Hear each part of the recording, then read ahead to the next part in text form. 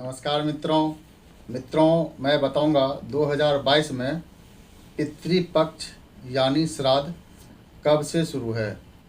इस बार 2022 में 11 सितंबर 2022 रविवार से पितृपक्ष शुरू है। ये भाद्रपद मास के पूर्णिमा तिथि के बाद प्रतिपदा तिथि से श्राद्ध शुरू हो जाता है। भाद्रपद पूर्णिमा तिथि की शुरुआत 9 सितंबर 2022 को शुक्रवार को शाम में 6:08 से भादों का पूर्णिमा का तिथि शुरू हो जाएगा और भाद्रपद पूर्णिमा की समाप्ति 10 सितंबर 2022 को शनिवार को दोपहर में 3:29 तक भाद्रपद यानी भादो शुक्ल पक्ष पूर्णिमा की तिथि रहेगा। श्राद्ध की तिथि 11 सितंबर 2022 को रविवार से लेकर के 25 सितंबर 2022 रविवार तक श्राद्ध की तिथि रहेगा। 11 सितंबर 2022 को रविवार के दिन आश्विन मास प्रतिपदा का श्राद्ध है। 12 सितंबर 2022 को सोमवार के दिन आश्विन कृष्ण पक्ष द्वितीया का श्राद्ध है। सितंबर 2022 को मंगलवार को तृतीया का श्राद्ध है। 14 सितंबर 2022 को बुधवार के दिन आश्विन कृष्ण पक्ष चतुर्थी का श्राद्ध है। 13 सितंबर 2022 को मंगलवार के दिन तृतीया का श्राद्ध है। 14 सितंबर 2022 को बुधवार के दिन चतुर्थी का श्राद्ध है। 15 सितंबर 2022 बृहस्पतिवार के दिन पंचमी का श्राद्ध है। 16 सितंबर 2022 को शुक्रवार के दिन षष्ठी का श्राद्ध है। 17 सितंबर 2022 को शनिवार को सप्तमी का श्राद्ध है। 18 सितंबर 2022 को रविवार को अष्टमी का श्राद्ध है। 19 सितंबर 2022 को सोमवार को नवमी का श्राद्ध है। 20 सितंबर 2022 को मंगलवार को दशमी का श्राद्ध है। 21 सितंबर 2022 को बुधवार के दिन एकादशी का श्राद्ध है। 22 सितंबर 2022 को बृहस्पतिवार के दिन द्वादशी का श्राद्ध है। 23 सितंबर 2022 को शुक्रवार के दिन त्रयोदशी का श्राद्ध है। 24 सितंबर 2022 को शनिवार को चतुर्दशी का श्राद्ध है। 25 सितंबर रविवार को आश्विन कृष्ण पक्ष अमावस का श्राद्ध है। ये श्राद्ध का अंतिम दिन है। श्राद्ध हर साल आश्विन मास के कृष्ण पक्ष से प्रतिपदा तिथि से आरंभ हो जाता है। वैसे पूर्णिमा तिथि से श्राद्ध शुरू हो जाता है। इस दिन ऋषि तर्पण तिथि भी कहा जाता है।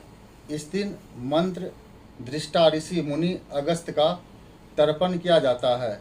ऋषियों ने मनुष्यों की रक्षा के लिए एक बार समुद्र को पी लिया था और 2 असुरों को खा गए थे। इसलिए सम्मान के तौर पर भाद्रपद पूर्णिमा के दिन अगस्त मुनि का तर्पण करके पितृपक्ष आरंभ होता है। वैसे जिसका मृत्यु जिस तिथि में होता है उसी तिथि में उनका श्राद्ध होना चाहिए।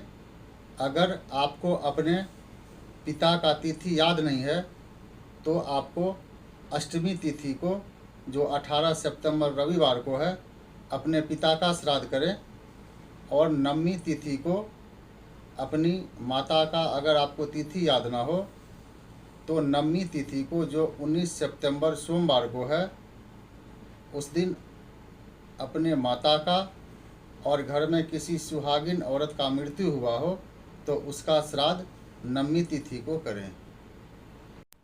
द्वादशी तिथि में जो 22 सितंबर 2022 बृहस्पतिवार को है उस दिन साधु सन्यासी एवं अपने गुरु का श्राद्ध करें।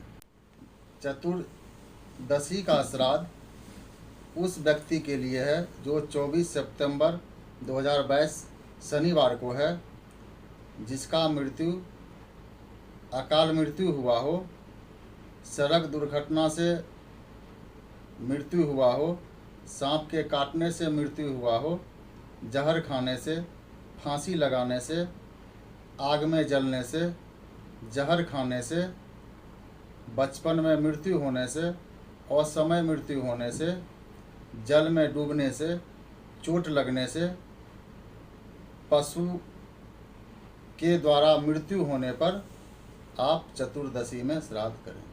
अब मैं बताऊंगा अमावस तिथि में किसका श्राद्ध करें, जो कि 25 सितंबर 2022 रविवार को है।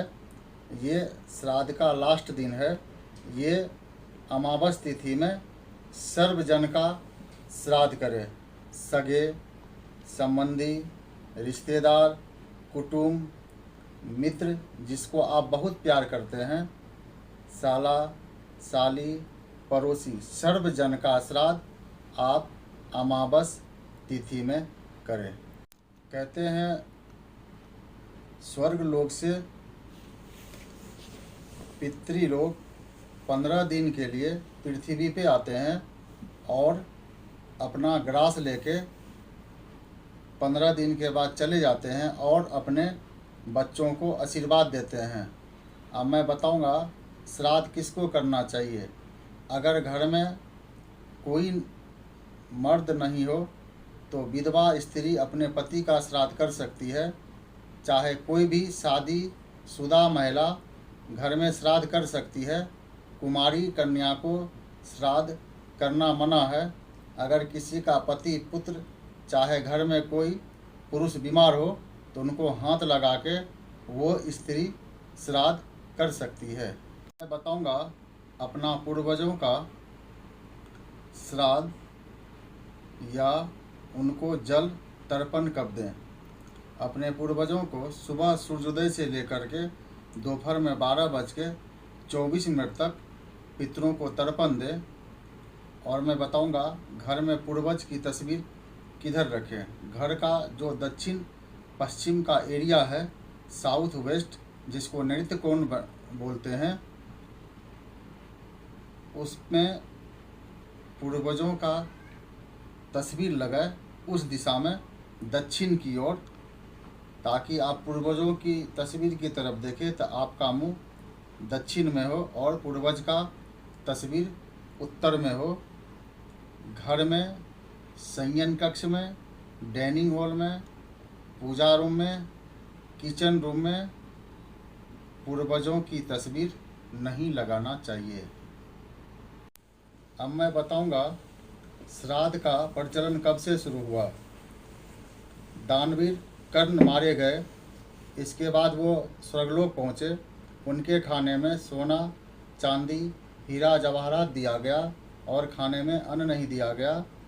तो उन्होंने, दानवीर कर्ण ने इंद्र से पूछा, हे प्रभु, मुझे खाने में अन्न क्यों नहीं दिया जा रहा है। तो भगवान इंद्र ने कहा, तुमने सोना, चांदी, हीरा जवाहरात का दान तो दिया, लेकिन तुमने कभी अन्न दान नहीं किया, तुमने पूर्वजों का श्राद्ध नहीं किया, तुमने किसी को कभी भी भोजन नहीं कराया। इसके लिए तुम्हें पृथ्वी लोक पे जाना पड़ेगा और अपने पूर्वजों को श्राद्ध करना पड़ेगा और भोजन करना पड़ेगा, तभी तुम्हारा उद्धार होगा। इसके दानवीर कर्ण पृथ्वी लोक पे आए, अपना पूर्वजों को श्राद्ध किए एवं भोजन कराए। इसके बाद दानवीर कर्ण को मुक्ति मिला। प्रतिपदा तिथि से अमावस तिथि तक आपको रोज पूर्वजों की पूजा करना चाहिए। उनको सफ़ेद फूल, सफ़ेद माला चढ़ाना चाहिए, उनको पिंड दान देना चाहिए, उनको सफ़ेद भोजन करना चाहिए, उनको खीर, बतासा, नारियल का भोग लगाना चाहिए और पिंड भी दान देना चाहिए। कहते हैं पका हुआ भात, गुड़, शहद, घी, काला तिल, 3 पिंड बना के उनको दान देना चाहिए और उनको 1 लोटा पानी वहाँ रख देना चाहिए और पूर्वज का ध्यान करना चाहिए, उनसे क्षमा याचना मांगना चाहिए।